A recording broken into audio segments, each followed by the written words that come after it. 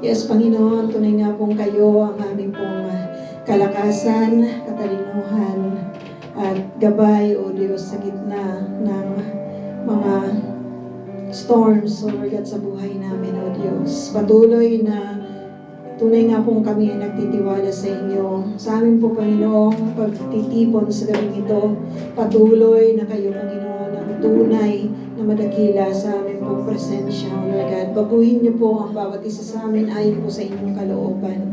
Makapangyarihan po kayo, Panginoon, and we submit to you our hearts tonight, Father God. Lord, you are not looking at us, Panginoon, the way we feel, Lord God, but you will continue to work in the power of your Holy Spirit in our midst, Lord God. Patuloy, Ama, na ang kapangyarihan ninyo, kagaya ng sinabi ninyo, Lord, that when we gather, O Lord God, ibinubuhos ninyo pong anointing, Panginoon. Salamat sa buhay ng bawat isa.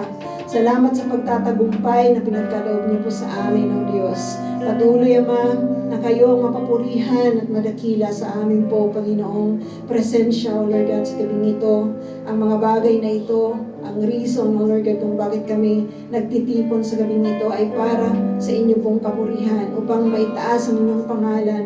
Father God, we are really, Panginoon, grateful that you are with us tonight, O Lord God. Maraming salamat po sa inyo, O Diyos. May you continue, Panginoon, to move from the front up to the back, O Lord God, and fulfill, O Lord God, your will in our midst, Father God. Maraming salamat, O Diyos. We just humble down ourselves. Ito pong aming dalangin sa pangalan ng Panginoong Jesus. Amen.